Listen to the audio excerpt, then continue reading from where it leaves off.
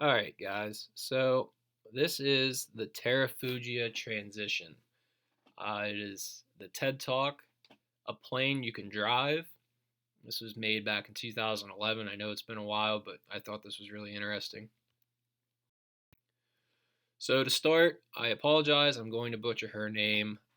Anna Marak Dietrich, maybe something similar. She started out as a rocket scientist from MIT. She used to work on Mars rover prototypes back before she joined Terrafugia. She is now an entrepreneur, author, speaker, and consultant.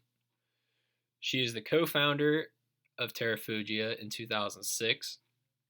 She was the CFO until 2014 when she stepped back to focus on consulting and policy interests.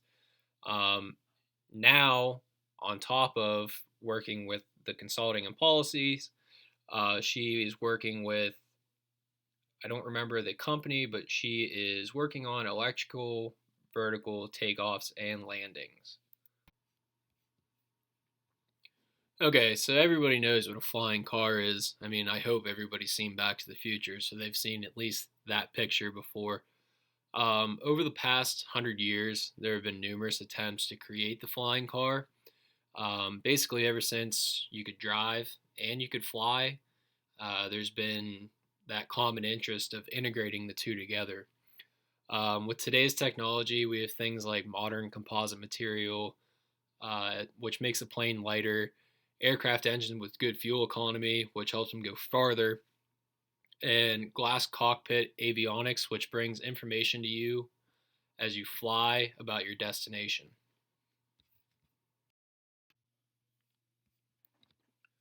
So, the transition as an airplane is an airplane that drives essentially. It has it's a two-seater single engine light sport airplane. The wings do fold up, which I'll cover later on, and it can do 100 knots in the air, which your standard 747 airplane goes around 550 knots. So it's not the quickest, but for as small as it is and all around compact, that's pretty good.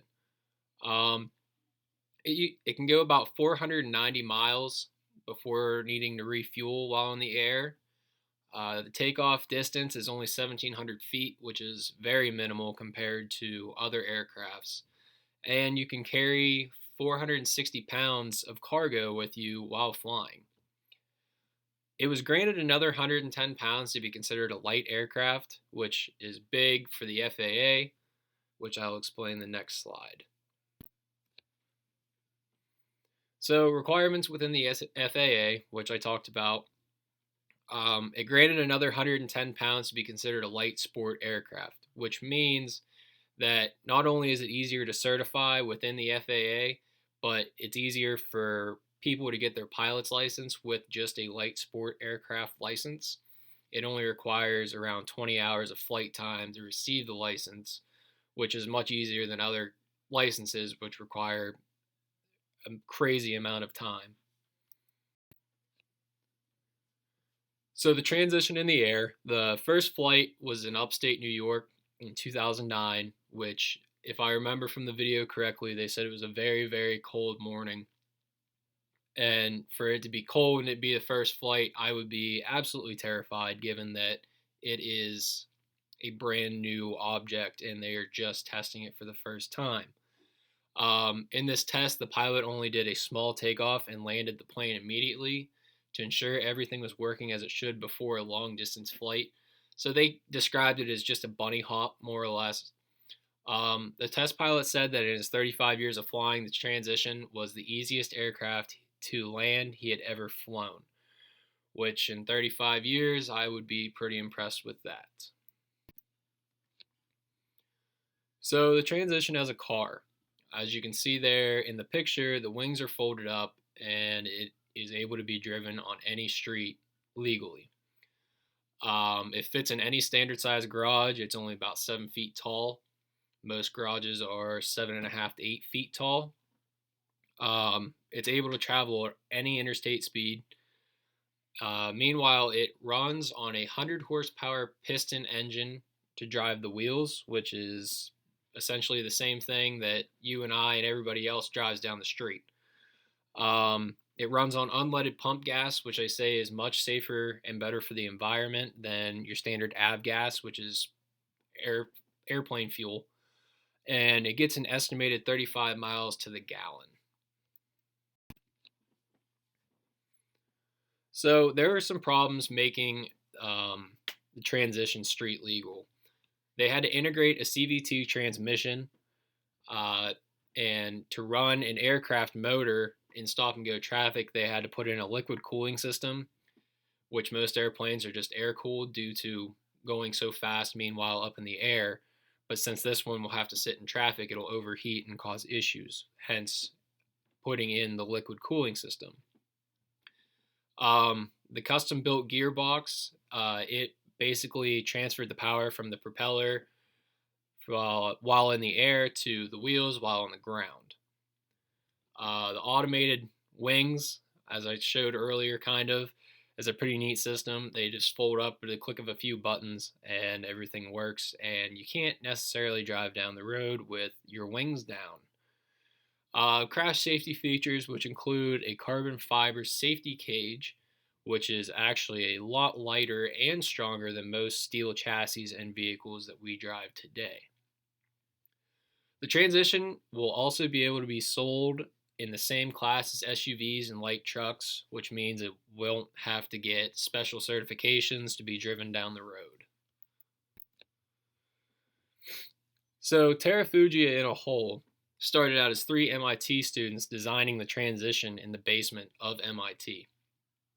After 6 years of the business being up and running, there are now 24 people working in the facility, and it is an initial production facility actually outside of Boston. As of 2011, when this was done, 2 prototypes were being constructed, as the one had already flown, and then there were 100 pre-ordered aircrafts, and they were expected to be delivered in the end of 2012, I believe. The cost of this was pretty much in line with all other small airplanes, which, given the technology inside of it, I believe is well worth the money. So the perks of the Transition: most aircrafts are too big to land on like your standard small hometown airstrip, and this is actually really useful, as in the fact that there are around 5,000 small airstrips located all around the US, and usually there is an airstrip located within 20 to 30 miles of your current location. So this is able to utilize those small airstrips, and once you land, you can fold up your wings and drive around and do whatever you please to do, because it's also a car. Most pilots don't really fly much due to cost, weather, and limited things to do.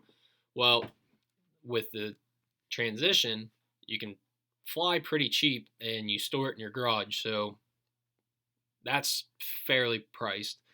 You can really land at any airstrip if the weather's bad. Plus, the video added that you have windshield wipers, so nothing to worry about there. And like I said earlier, when you land, you can fold your wings up and drive around and find stuff to do and find places to eat, all that fun stuff. So to sum everything up, a couple questions. And if you were able to buy the Transition, would you, and why? Do you think the technology within the Transition makes it safe to both drive and fly? And what problems could come from the use of the Transition? Thanks for watching, guys. Have a good one.